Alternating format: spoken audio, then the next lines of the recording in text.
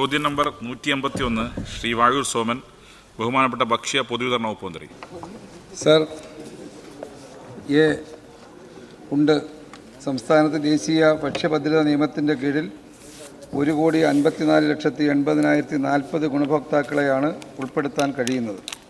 പ്രസ്തുത ഗുണഭോക്താക്കളിൽ 5,95,800 കുടുംബങ്ങൾക്ക് അതിദരിദ്രർക്ക് നൽകുന്ന AAY കാർഡുകൾ നൽകി 35 കിലോഗ്രാം ഭക്ഷ്യധാന്യം എല്ലാ മാസവും നൽകി വരുന്നുണ്ട്. കൂടാതെ ഒറ്റപ്പെട്ട പ്രദേശങ്ങളിൽ താമസിക്കുന്ന ആദിവാസി വിഭാഗങ്ങളിൽപ്പെട്ട കുടുംബങ്ങൾക്ക് റേഷൻ സാധനങ്ങൾ അവർ താമസിക്കുന്ന ഉന്നതികളിൽ നേരിട്ടെത്തിച്ച് നൽകുന്നതിനായി സഞ്ചരിക്കുന്ന റേഷൻ കട എന്ന പദ്ധതി നടപ്പിലാക്കിയിട്ടുണ്ട്. സർ, ഉണ്ട്. സഞ്ചരിക്കുന്ന റേഷൻ കട പദ്ധതി മുഖേന സംസ്ഥാനത്തെ ആദിവാസി മേഖലകളിൽ റേഷൻ എത്തിക്കുന്നതിന് നടപടികൾ സ്വീകരിച്ചിട്ടുണ്ട്. മേപ്പടി പദ്ധതിയിൽ നിലവിൽ 10 ജില്ലകളിലായി 21 താലൂക്കുകളിൽ 137 ആദിവാസി ഉന്നതികളിൽ 64 റേഷൻ കടകളിൽ നിന്നും നേരിട്ട് റേഷൻ ഭക്ഷ്യധാന്യങ്ങൾ വിതരണം നടത്തുന്നു. ലേബർ സെറ്റിൽമെൻറ്റുകളിൽ റേഷൻ എത്തിച്ച് നൽകുന്നതിന് നിലവിൽ പദ്ധതികൾ ഒന്നും തന്നെ ഇല്ല. സർ, ഉണ്ട്. ആദിവാസി ഗോത്രവർഗ മേഖലകളിൽ ഉൾപ്പെട്ട പൊതുവിതരണ ശൃംഖലയിലെ കരിഞ്ചന്ത, പൂഴ്ത്തിവയ്പ്, തിരിമറി എന്നിവ തടയുന്നതിന് ശക്തമായ പരിശോധനാ സംവിധാനം പ്രവർത്തിക്കുന്നുണ്ട്. സർ, ഇതിനായി ജില്ലാതല സ്ക്വാഡുകൾക്ക് രൂപം നൽകിയിട്ടുണ്ട്. അതിലൊരു വരി ചെറിയ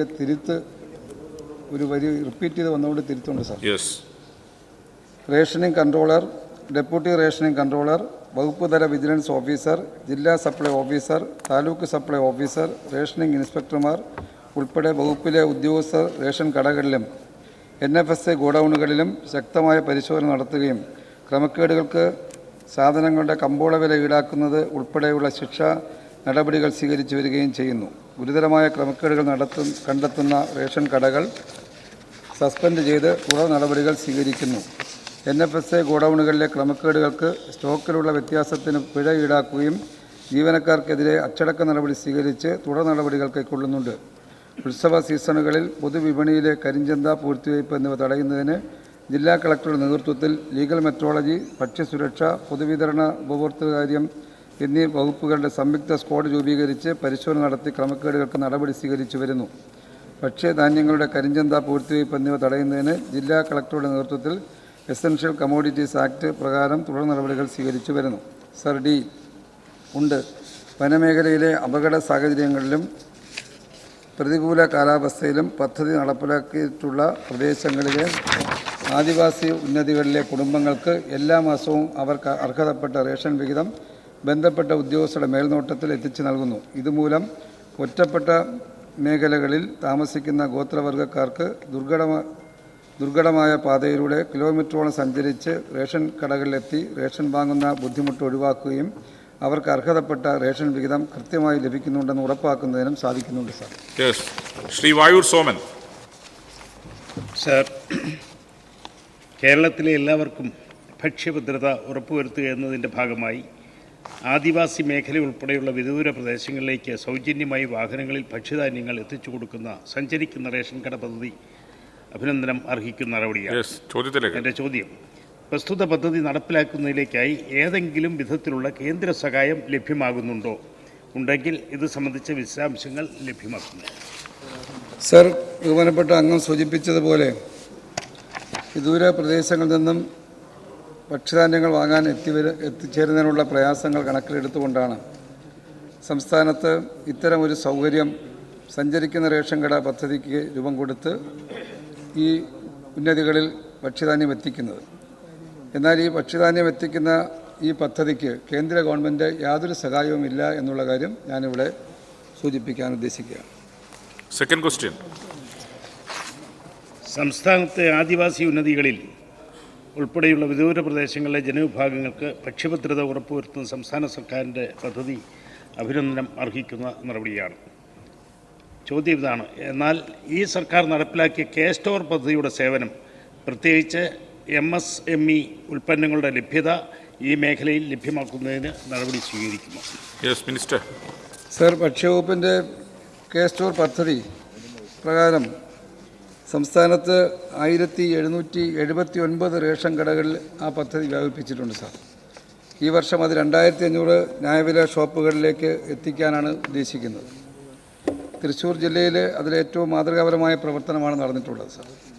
ഈ കഴിഞ്ഞ ഒരു വർഷത്തിനുള്ളിൽ 11.5 കോടി രൂപയിലധികം ഈ സ്റ്റോറുകളിലൂടെ റേഷൻ അല്ലാത്ത ഉൽപ്പന്നങ്ങൾ വിൽക്കാൻ കഴിഞ്ഞിട്ടുണ്ട് എന്നുള്ളതാണ് മറ്റൊരു പ്രത്യേകത. സാർ, ഇവിടെ MSME ഉൽപ്പന്നങ്ങൾ വിൽക്കാൻ കഴിയുന്ന തരത്തിലും അത് ഉന്നതികളിൽ വാങ്ങാനുള്ള സൗകര്യം ഒരുക്കാൻ കഴിയുമോ എന്നുള്ള ചോദ്യമാണ് ബഹുമാനപ്പെട്ട അംഗം ചോദിച്ചത്. ആദിവാസി ഉന്നതികളിൽ ഇത്തരം ഉൽപ്പന്നങ്ങൾ ഉൾപ്പെടെയുള്ള സ്റ്റോർ സംവിധാനം എത്തിക്കുന്നതിൻ്റെ കാര്യം പരിഗണിക്കുന്നതാണ് sir. Shri PS Supal. Sir, ദുർബല ജനവിഭാഗങ്ങളുടെ ഭക്ഷ്യഭദ്രത ഉറപ്പുവരുത്തുന്നതിൽ നിർണായക പങ്കുവഹിക്കുന്ന ഒരു പദ്ധതിയാണ് സഞ്ചരിക്കുന്ന റേഷൻ കട. സാർ, അത് ഇനി എവിടെയെല്ലാം നടപ്പാക്കാനുണ്ട്? കൊല്ലം ജില്ലയിൽ അച്ചൻകോവിൽ, ആവണിപ്പാറ, 50 ഏക്കർ, വില്ലുമല, പെരുവഴിക്കാല ഉൾപ്പെടെയുള്ള ട്രൈബൽ മേഖലകളിൽ ഇതിൻ്റെ സേവനം ലഭ്യമാക്കാൻ ആവശ്യമായിട്ടുള്ള നടപടികൾ സ്വീകരിക്കുന്നു. സർ, ബഹുമാനപ്പെട്ട അംഗം സൂചിപ്പിച്ച കൊല്ലം ജില്ലയിലെ ഈ കേന്ദ്രങ്ങളിലെ ഭക്ഷ്യധാന്യം എത്തിക്കാൻ കഴിയുന്ന സഞ്ചരിക്കുന്ന റേഷൻ കടയുടെ സേവനം ഉണ്ടാകുവാനുള്ള നടപടി ഗൗരവമായി പരിഗണിക്കുന്നതാണ് സാർ. ശ്രീ V ശശി. പാർശ്വവൽക്കരിക്കപ്പെട്ട ജനവിഭാഗങ്ങൾക്കായി നടപ്പാക്കുന്ന സഞ്ചരിക്കുന്ന റേഷൻ കട വളരെ നല്ല ഒരു പദ്ധതിയായിട്ടാണ് ഞാൻ കാണുന്നത്. സാർ, ഈ പ്രസ്തുത പദ്ധതി കൂടുതൽ പ്രദേശങ്ങളിലേക്ക് വ്യാപിപ്പിക്കുന്നതിനുള്ള നടപടി സ്വീകരിക്കാമോ? ഈ പദ്ധതി നടപ്പാക്കുമ്പോൾ എല്ലാ സ്ഥലങ്ങളിലും ചെന്നെത്താൻ ആവശ്യമായ വാഹന സൗകര്യത്തിൻ്റെ അപര്യാപ്തത നിലവിലുണ്ട്. ഇത് പരിഹരിക്കാൻ ആസ്തി വികസന ഫണ്ട് പ്രയോജനപ്പെടുത്തി വാഹനം ലഭ്യമാക്കാനുള്ള സാധ്യത കൂടി പരിശോധിക്കാമോ? സർ, ബഹുമാനപ്പെട്ട അംഗം സൂചിപ്പിച്ച ഇതിൻ്റെ ഫലമായി തന്നെ നമുക്ക് കേരളത്തിൽ മുൻഗണനാ കാർഡുകാർ, AOI കാർഡുകാർ 99% പേരും റേഷൻ വാങ്ങാൻ കഴിയുന്ന തരത്തിലേക്ക് നമുക്ക് എത്താൻ സാധിച്ചിട്ടുണ്ട്. ആ നിലയിൽ ഭക്ഷ്യധാന്യങ്ങൾ ലഭ്യമാക്കാൻ പ്രയാസകരമായ ഉന്നതികളിലടക്കം ഇന്ന് വ്യാപിപ്പിക്കാനാണ് ഉദ്ദേശിക്കുന്നത്. ഇവിടെ സൂചിപ്പിച്ചതുപോലെ വാഹനത്തിൻ്റെ ചിലവും ഇതെത്തിക്കുന്നതിനുള്ള ചിലവും ഭാരിച്ചതാണ് എന്നുള്ള കാര്യം നമുക്കെല്ലാം അറിയാം. അതിൽ കുറച്ചെങ്കിലും ആ ബാധ്യതകൾ ഒഴിവാക്കാൻ MLA-മാർക്ക് ഇവിടെ ആസ്തി വികസന ഫണ്ട് ഉപയോഗിച്ചുള്ള വാഹനം പ്രയോജനപ്പെടുത്താൻ കഴിയുമോ എന്നുള്ള കാര്യം ബഹുമാനപ്പെട്ട ധനമന്ത്രിയുമായി ഞാൻ ചർച്ച നടത്തിയിട്ടുണ്ട്. അതിനെ സംബന്ധിച്ച് പരിഗണിക്കാമെന്നുള്ള കാര്യമാണ് അദ്ദേഹം നൽകിയ മറുപടി. അത് ഈ സഭയെ അറിയിക്കാൻ സാർ. ശ്രീമതി CK ആശ. സാർ, ഗോത്രവർഗ മേഖലകളിൽ മുൻകാലങ്ങളിൽ അർഹമായ റേഷൻ വിഹിതം കൈപ്പറ്റുന്നതിന് കിലോമീറ്ററുകളോളം സഞ്ചരിക്കേണ്ട ഒരു സാഹചര്യം ഉണ്ടായിരുന്നുവെങ്കിൽ ഇപ്പോൾ സഞ്ചരിക്കുന്ന റേഷൻ കട പദ്ധതിയിലൂടെ അതിന് ഒരു പരിധിവരെ പരിഹാരം കണ്ടെത്താൻ സാധിച്ചിട്ടുണ്ട്. എന്നാൽ അത് കൂടുതൽ പ്രദേശങ്ങളിലേക്ക് വ്യാപിപ്പിക്കുന്നതിൻ്റെ ഭാഗമായി അതാത് പ്രദേശത്തെ തദ്ദേശ സ്വയംഭരണ സ്ഥാപനങ്ങളുമായി ബന്ധപ്പെട്ട് ഈ പദ്ധതി കൂടുതൽ വിപുലമായ രീതിയിൽ നടത്താൻ സർക്കാർ നടപടി സ്വീകരിക്കുമോ എന്നുള്ളതാണ് എൻ്റെ ഒരു ചോദ്യം. ഒപ്പം തന്നെ കോട്ടയം ജില്ലയിൽ ഉൾപ്പെടെ നെല്ല് കൊയ്ത്ത് കഴിഞ്ഞ സമയമാണ്. അത് സമയബന്ധിതമായി സംഭരിക്കുന്നതിന് ചില പ്രശ്നങ്ങൾ നേരിടുന്നുണ്ട്. അതുകൂടി മന്ത്രിയുടെ ശ്രദ്ധയിൽ ഈ അവസരത്തിൽപ്പെടുത്തുന്നു. സാർ, ഇവിടെ ബഹുമാനപ്പെട്ട അംഗം സൂചിപ്പിച്ച ഉന്നതികളിൽ താമസിക്കുന്ന മുഴുവൻ ഗോത്രവർഗ വിഭാഗങ്ങൾക്കും ഭക്ഷ്യഭദ്രത ഉറപ്പുവരുത്തുക എന്നത് സർക്കാരിൻ്റെ നയമാണ് സാർ. വാഹന സൗകര്യത്തിൻ്റെ ലഭ്യത പ്രസ്തുത പദ്ധതി വിജയകരമായി നടപ്പാക്കുന്നതിന് ചില തടസ്സങ്ങൾ ഉണ്ടാകുന്നുണ്ട്. ബന്ധപ്പെട്ട തദ്ദേശ സ്വയംഭരണ സ്ഥാപനങ്ങൾ വാഹന സൗകര്യം ലഭ്യമാക്കുന്ന പക്ഷം ആ തദ്ദേശ സ്വയംഭരണ സ്ഥാപനത്തിൻ്റെ പരിധിയിൽ വരുന്ന ഉന്നതികളിലേക്ക് സൗകര്യപ്രദമായി ഭക്ഷ്യധാന്യങ്ങൾ എത്തിക്കുവാൻ കഴിയുമെന്നാണ് പ്രതീക്ഷിക്കുന്നത്. ബഹുമാനപ്പെട്ട തദ്ദേശ വകുപ്പ് മന്ത്രിയുമായി അതുപോലെ പട്ടികജാതി പട്ടികവർഗ ക്ഷേമ വകുപ്പ് മന്ത്രിയുമായും ഇത്തരം വിഷയത്തെക്കുറിച്ച് ചർച്ച നടത്തി ആവശ്യമായ നടപടി സ്വീകരിക്കുന്നതാണ് സാർ. ശ്രീ സനീഷ് കുമാർ ജോസഫ്. സർ, ചാലക്കുടി മണ്ഡലത്തിലെ അതിരപ്പള്ളി മേഖലയിലെ ആദിവാസി മേഖലകളിലേക്ക് റേഷൻ വിതരണം ചെയ്യുന്ന ചാലക്കുടി താലൂക്ക് സപ്ലൈ ഓഫീസിൽ നിന്നാണ്. പക്ഷേ കഴിഞ്ഞ കുറേ നാളുകളായിട്ട് അവിടെ അരി ലഭിക്കാത്ത സാഹചര്യമാണ്. പലതവണ ശ്രദ്ധയിൽപ്പെടുത്തി 28-ാം തീയതിയൊക്കെയാണ് പലപ്പോഴും അരി അവിടെ എത്തിക്കാവുന്ന സാഹചര്യം ഉണ്ടാകുന്നത്.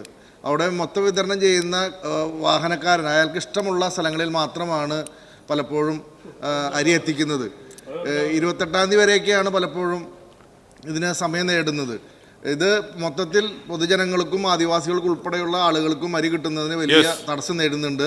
സമയബന്ധിതമായി പഞ്ചായത്ത് അടിസ്ഥാനത്തിൽ കൃത്യമായി അവിടെയുള്ള എല്ലാ റേഷൻ കടകളിലേക്കും അരി എത്തിക്കുന്നതിനും കൃത്യമായി അരി എത്തിക്കുന്നതിനുള്ള നടപടി സ്വീകരിക്കുമോ? Yes minister. സർ, ബഹുമാനപ്പെട്ട അംഗം സൂചിപ്പിച്ച ഒരു കാര്യം ശരിയാണ്. ഈ കരാറുകാർ പലപ്പോഴും പല വിധത്തിലുള്ള അസൗകര്യങ്ങൾ പറഞ്ഞ് കാലതാമസം ഉണ്ടാക്കുന്ന സ്ഥിതി ഉണ്ടായിട്ടുണ്ട്. കരാർ പുതുക്കുന്ന നടപടികളുടെ ഘട്ടത്തിലാണിപ്പോൾ. അതുകൂടെ പരിഗണിച്ചുകൊണ്ട് തന്നെ കുറച്ച് ശേഷിയുള്ള സാമ്പത്തിക ശേഷിയുള്ള ആളുകൾ പങ്കെടുത്താൽ മാത്രമേ നമുക്ക് 1 മാസമോ 2 മാസമോ കുടിശ്ശിക ഉണ്ടായാൽ അത് തടസ്സമുണ്ടാകാതെ നീക്കാനുള്ള സൗകര്യമുണ്ടാകും. അതിനുള്ള ചർച്ച നടത്തുകയാണ്. എന്നാൽ ഇവിടെ ചാലക്കുടി താലൂക്കിലെ വിഷയത്തെ സംബന്ധിച്ച് അതുകൂടെ കണക്കിലെടുത്തുകൊണ്ടാണ് കഴിഞ്ഞ മാസത്തെ അരി വിതരണത്തിൻ്റെ ദിവസങ്ങൾ ഇന്ന് വരെ 3-ാം തീയതി വരെ നീട്ടിക്കൊടുക്കാൻ തീരുമാനിച്ചത്. ഞാൻ അറിഞ്ഞതും അവിടെ ഈ തടസ്സങ്ങളെല്ലാം തന്നെ ആദ്യഘട്ടത്തിലുണ്ടായെങ്കിലും അത് പല വിധത്തിലാണ്. റേഷൻ വ്യാപാരികളുടെയും അതുപോലെ റേഷൻ വിതരണക്കാരായിട്ടുള്ള കോൺട്രാക്ടർമാരുടെയും പല സമരങ്ങളും പ്രക്ഷോഭങ്ങളുമാണ് ഇത്തരം വിഷയങ്ങളിലേക്ക് എത്തിച്ചത്. എന്തായാലും ഉന്നതികളിലടക്കമുള്ള ആദിവാസി മേഖലയിലടക്കം AOI കാർഡുകാരാണെങ്കിലും മുൻഗണനാ കാർഡുകാർക്ക് അതിൻ്റെ പേരിൽ അസൗകര്യമുണ്ടായി. ഭക്ഷ്യധാന്യം നിഷേധിക്കുന്ന അവസ്ഥ ഉണ്ടായിട്ടില്ല. 98% ആളുകൾ ഇന്നലെ വരെ അരി വാങ്ങിയതായിട്ടാണ് അറിയാൻ കഴിഞ്ഞത്.